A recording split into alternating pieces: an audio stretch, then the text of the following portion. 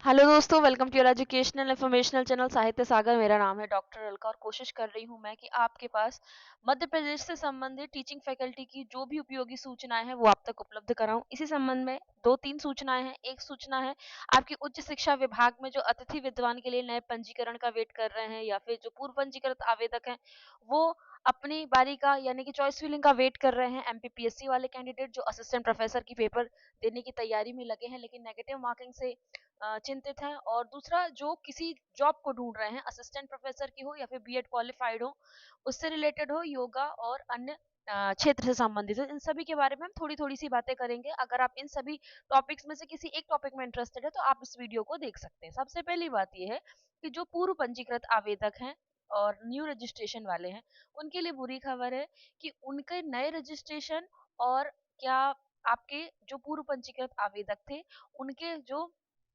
Choice filling है वो इस साल होने की संभावना नहीं है।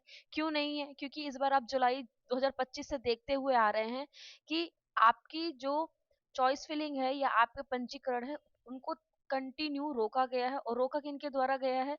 रोका उन कैंडिडेट्स के द्वारा गया है जो अतिथि विद्वान में पहले से ही कार्य कर रहे हैं। इसका मतलब क्या हुआ? इसका मतलब ये हुआ कि वो ये चाहते हैं कि जब भी कोई फॉलन आउट होता है या जब भी कोई ऑलरेडी अतिथि विद्वान में काम कर रहे हैं, जब उनकी ही नियुक्ति एक सुरक्षित दायरे में नहीं है तो अन्य जो आने वाले अतिथि विद्वान हैं उनको ना लिया जाए। और इसी के संबंध में उन्होंने मंत्रियों से और कई बड़े अधिकारियों से उनके सामने अपना ज्ञापन सौंपा और अंततः उनकी बात स्वीकार कर ली गई। और हमारे जो नए पंजीकृत आवेदक है उनकी चॉइस फिलिंग नहीं हुई। जब नई चॉइस फिलिंग ही नहीं हुई तो फिर पंजीकरण का तो सवाल ही नहीं उठता, तो उनका पंजीकरण अब नहीं होगा। ये तो आप मान के चलिए कि 2026 में किसी तरह से पंजीकरण नहीं होने वाला है और चॉइस फिलिंग के भी कोई आसार नहीं लगते हैं। इसके अलावा इसमें किस चीज के आसार है?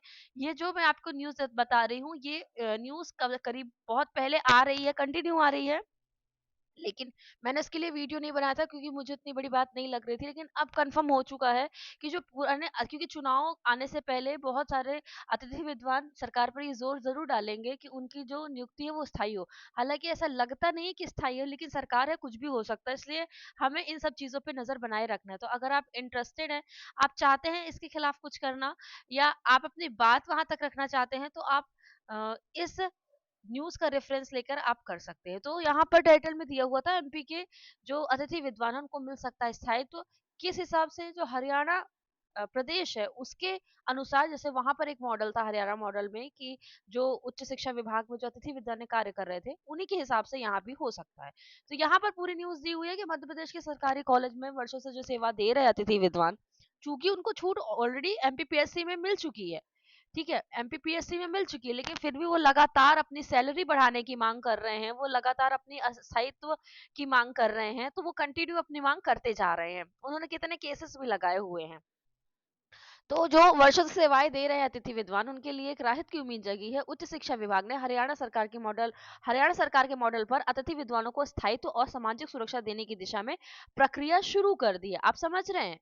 प्रक्रिया शुरू कर दी है। इसके लिए विभाग ने 3 सदस्यीय कमेटी का गठन किया है। अब अगर आपको ये न्यूज मिल रही है और ये एक बड़े किसी प्रतिष्ठित संस्थान के न्यूज़पेपर एजेंसी से अगर ये निकल रहा है तो आप ये मान लीजिए कि कुछ भी अनर्गल बात नहीं हो सकती। इस बाद में कहीं ना कहीं सत्यता है। और ये न्यूज किस लिए बताई जा रही है? ये न्यूज इसलिए बताई जा रही है कि जो भी कैंडिडेट अभी नए पंजीकरण का वेट कर रहे थे या चॉइस फिलिंग का वेट कर रहे थे वो बिल्कुल ये उम्मीद छोड़ दें। वो अब नए जो एमपीपीएससी असिस्टेंट प्रोफेसर की जो वैकेंसी आई है उस पर ध्यान दें।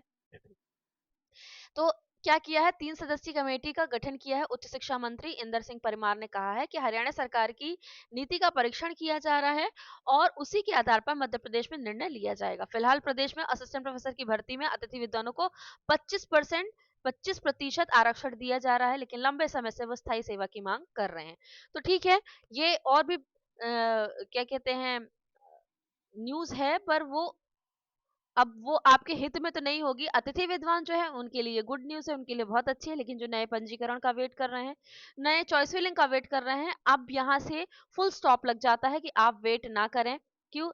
अब जो मुझे कमेंट पूछते हैं कि मैम रजिस्ट्रेशन कब होगा, चॉइस फिलिंग कब होगी, तो वो इसका उत्तर अब यहाँ से उनको मिल जाएगा कि उनकी चॉइस फिलिंग और उनका रजिस्ट्रेशन यहाँ पर कब होगा।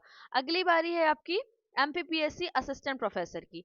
ठीक है, जो एमपीपीएससी असिस्टेंट प्रोफेसर का वेट कर रहे हैं तो उनके लिए अच्छी बात है कि वो अब तैयारी करें, क्योंकि आपका आपका जो एग्जाम है वो जल्दी होने वाला है और उसके पहले इंटरव्यू भी होने वाले हैं। तो अगर आप हिंदी विषय से संबंध रखते हैं तो आपने पिछले 2022 का देखा होगा। 2022 में तो 2022 का और 2024 का जो सिलेबस था वो लगभग सेम था। तो ऑलमोस्ट सारे सब्जेक्ट में ऐसा ही होगा कि जो 2022 का 2024 का कैलेंडर सिलेबस सेम हो जाएगा, और जो पहला पेपर था, पहला पेपर का जो सिलेबस था वो बदल चुका था। ठीक है, आपका जो पहला पेपर था उसका सिलेबस बदल गया था, आपने देखा होगा पिछले बार।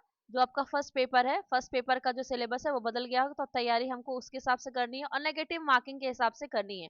ये जो नेगेटिव मार्किंग है ये आपकी जो एक प्रकार से कहना चाहिए, पिछली लास्ट टाइम क्या होता था, हमें डाउट होता था तो हम उस पर टिक कर लेते थे। तो अगर हमारे 4 नंबर, एक प्रश्न में 4 नंबर होते थे, तो अगर सही हुआ तो हमें 4 नंबर मिलेंगे, लेकिन अगर गलत हुआ तो हमारा 0 कुछ भी नहीं जाएगा। लेकिन इस बार ऐसा नहीं होगा, इस बार हमें बहुत अच्छे से पढ़ाई करनी है और बहुत अच्छे से अपनी तैयारी करनी है। तो अगर आप एमपीपीएससी असिस्टेंट प्रोफेसर हिंदी की तैयारी कर रहे हैं तो आप मुझे कमेंट में जरूर बताइएगा, क्योंकि हमने 2022 का और 2024 का दोनों का पेपर एनालिसिस किया है, तो हम हो सकता है आपकी थोड़ी सी हेल्प कर सके। तो अगर आप इंटरेस्टेड है तो जरूर बताइएगा, उसी के अनुसार हम काम करेंगे, क्योंकि 2000 जो 25-26 की जो वैकेंसी है इसके लिए हम तैयारी बहुत जल्द शुरू करने वाले हैं। हम 11 तारीख के बाद शुरू करेंगे। अभी हम प्रारूप बना रहे हैं इसके लिए। तो अगर आप इंटरेस्टेड है एमपीपीएससी के पेपर फर्स्ट और पेपर 2 के लिए, तो आप हमसे जरूर शेयर कीजिएगा। किसी प्रकार का भी फिलहाल तो शुल्क आपसे नहीं लिया जाएगा, केवल यूट्यूब के माध्यम से ही एक साझा जानकारी, एक समूह में जानकारी हम शेयर करेंगे, जैसे ग्रुप स्टडी होती है उस तरीके से हम शेयर करेंगे अपनी सारी चीजें। उससे आपकी जो तैयारी बहुत अच्छी होगी, क्योंकि अभी से तैयारी शुरू करेंगे तब जुलाई तक हम अपने एग्जाम कर पाएंगे। हो सकता है डेट एक्सटेंड भी हो, लेकिन यहाँ मुश्किल है।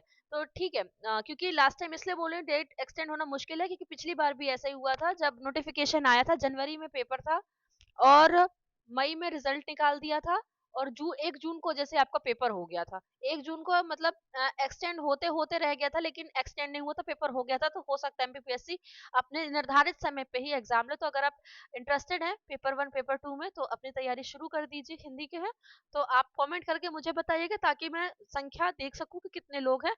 तो हम एक अलग से ग्रुप बना लेंगे और फिर उसके हिसाब से स्टडी करेंगे, कोशिश करेंगे कि आपको कंटेंट उपलब्ध करवा दें इसके अनुसार। अभी हम तैयारी कर रहे हैं, क्योंकि जो आपका सिलेबस होगा वो सिलेबस ऑलमोस्ट सेम होगा।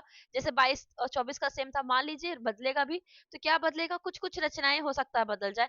बाकी बेसिक जो आपका रहता है, बेसिक कैसे, जैसे यूनिट ये आपकी यूनिट 4 है, भक्ति काल, रीति काल, इतिहास, विविध रूप, ये सब सेम ही रहेगा। तो बदलेगा तो आपका केवल रचनाएं बदलेगा, इससे ज्यादा कुछ भी नहीं बदल सकता। तो अगर आप इंटरेस्टेड है तो आप मुझे जरूर बताइएगा। और चैनल और एक इंफॉर्मेशन और आपको देनी थी कि जो आपका पोस्ट है, यूट्यूब पोस्ट है, इसमें आप देखिएगा, मैं वीडियो अगर नहीं बनाती हूँ तो इसमें कंटिन्यू क्या कर देती हूँ, इसमें आपको मैं यहाँ पर इंफॉर्मेशन दे देती हूँ। अभी मैंने इंफॉर्मेशन ऐड कर दी हुई है। तो अगर जैसे परामर्शदाता की है, काउंसलर की है, तो आप अगर इंटरेस्टेड है, आपका सब्जेक्ट ऐसा है, तो आप यहाँ पर देख लीजिएगा किसके क्या क्या विषय हैं। और यहाँ से आप वीडियो ना भी देखें तो आप यहाँ पर देख लीजिएगा, एक सरसरी नजर डाल लीजिएगा, हो सकता है आपके आप किसी मित्र के काम आ जाए, तो ये आपके लिए काफी हेल्पफुल हो सकता है। ठीक है, तो अगर आपको न्यूज़ अच्छी लगी होगी तो प्लीज़ चैनल को लाइक कीजिएगा। लाइक करते हैं तो मुझे पता चलता है कि आपको इन्फॉर्मेशन अच्छी लगती है। बाकी तो हम कंटिन्यू वीडियो बना ही रहे हैं 1 साल से, और हम आगे भी वीडियो बनाते रहेंगे जब तक एमपीपीएससी में आपका सिलेक्शन नहीं हो जाता। मिलते हैं अगले वीडियो में, तब तक के लिए अपना ध्यान रखिए और खुश रहिए।